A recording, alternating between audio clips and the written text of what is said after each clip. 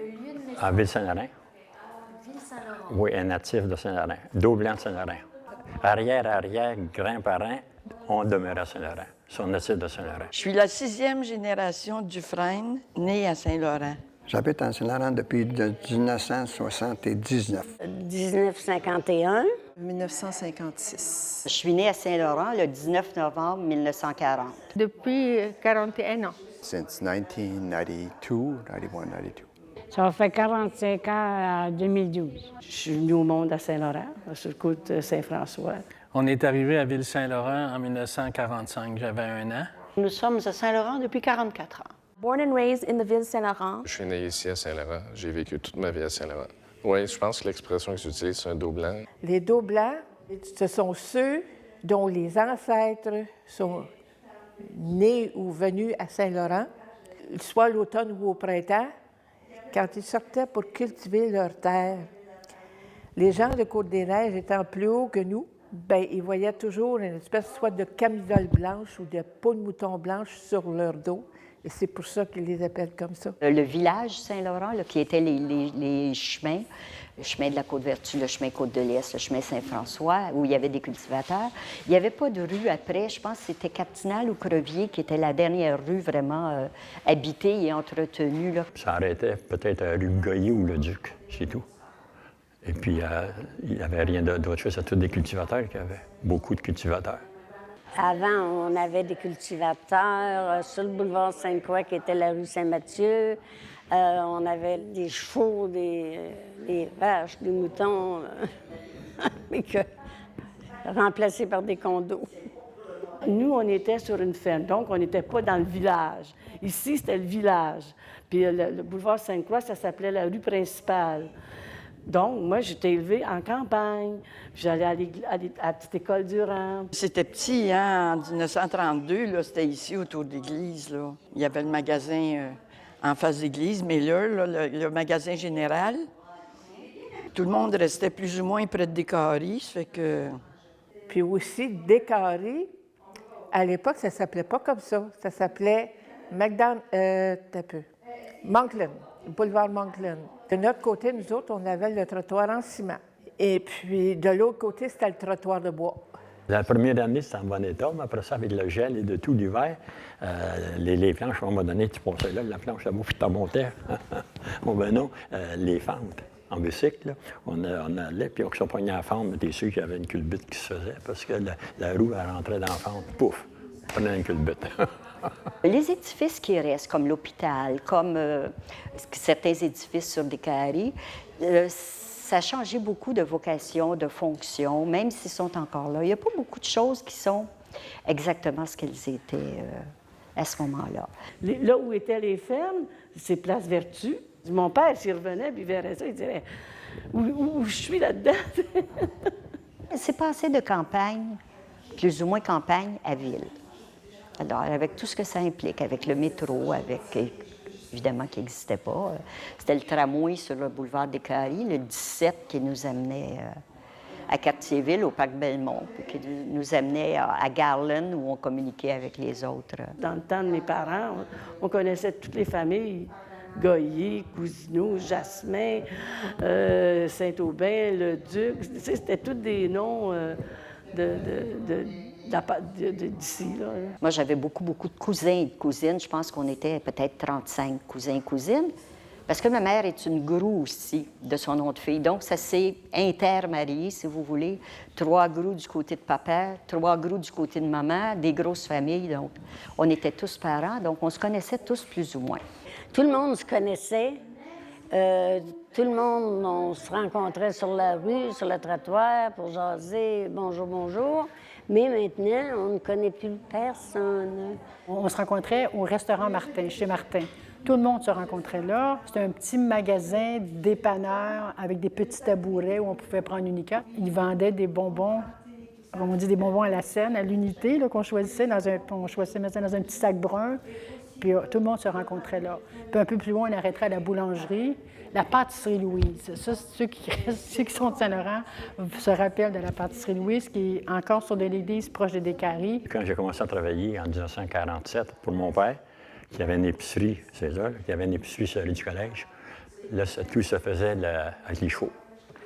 Tout était avec les chevaux. Il y avait la grosse boulangerie Gagnon, qu'on appelait boulangerie Gagnon. Il y avait une vingtaine, on appelait ça des rannes, je ne sais pas si on peut dire des rannes, là, et puis il y avait une vingtaine de chevaux. La laiterie Saint-Aubin aussi pour le lait, qui livrait le lait, les chevaux et tout. Ça, j'ai vécu ce temps-là. Je suis fier d'avoir vécu ça parce que ça fait jouer la grosse différence. Le 1er avril 1940, un vendredi saint, là, il a ouvert l'épicerie là.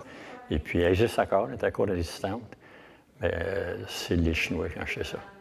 And back in the day, it wasn't easy because you're the newbie.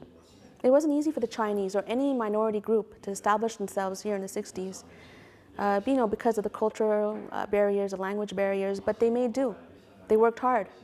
Ville-Saint-Laurent is one of the most cosmopolitan, one of the most prosperous boroughs of Montreal.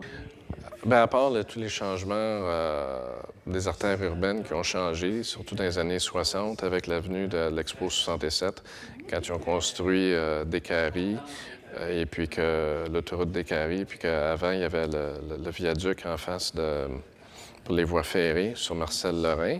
Avant, là, c'était des voies ferrées qu'on arrêtait là, puis il fallait attendre que le train passe. Après, dans les années 60, quand ils ont construit tout le réseau routier, bien là, ils ont fait le viaduc.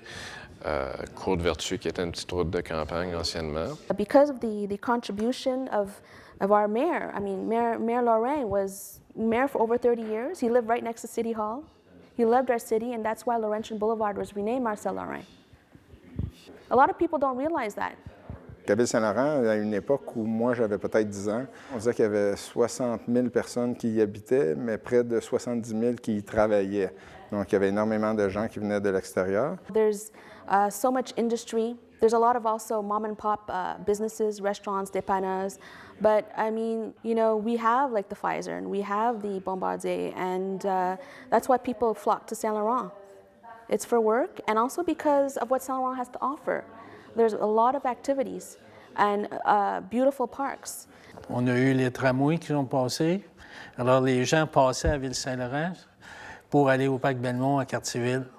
C'était un lieu d'attraction.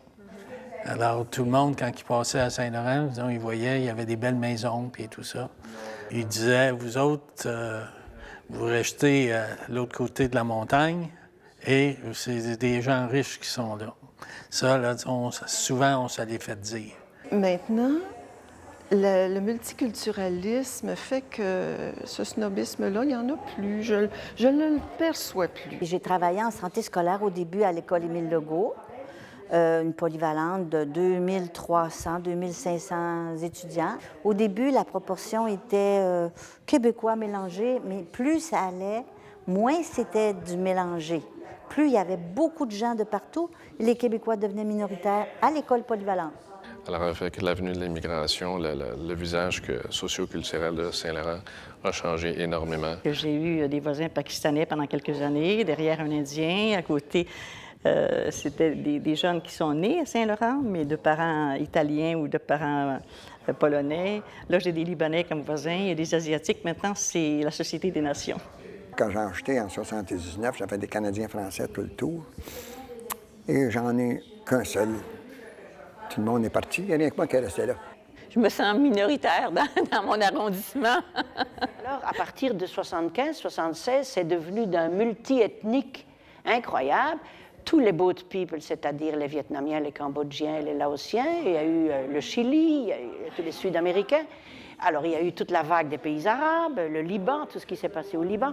Alors, tout ça a fait que Saint-Laurent est devenu cosmopolite. Toute la rue Crevier, Décarie, Ouimet, Poirier, c'était plein de familles immigrantes qui ne parlent pas français, qui ne parlent pas anglais, qui ont des coutumes absolument différentes. Est-ce que vous êtes prêts dans vos services à les accueillir? Tout le monde disait, ah ben non, nous, on ne sait pas. Il dit, alors, si on fait un point de service, êtes-vous derrière moi? Et tous ont dit oui. Et c'est là que j'ai trouvé qu'il y a eu, à Saint-Laurent, beaucoup d'ouverture pour créer ce service. Et c'est comme ça qu'on a fondé l'organisme CARI Saint-Laurent, Centre d'accueil et référence pour immigrants à Saint-Laurent. Il y a beaucoup de richesses apportées par les communautés culturelles. On le sait au niveau alimentaire, Mais au niveau aussi ouverture au monde. Depuis l'Expo de 67, on s'est ouvert d'une façon extraordinaire. Mais à Saint-Laurent, c'est très marqué, ça. Que la mixité qui existe à Saint-Laurent continue.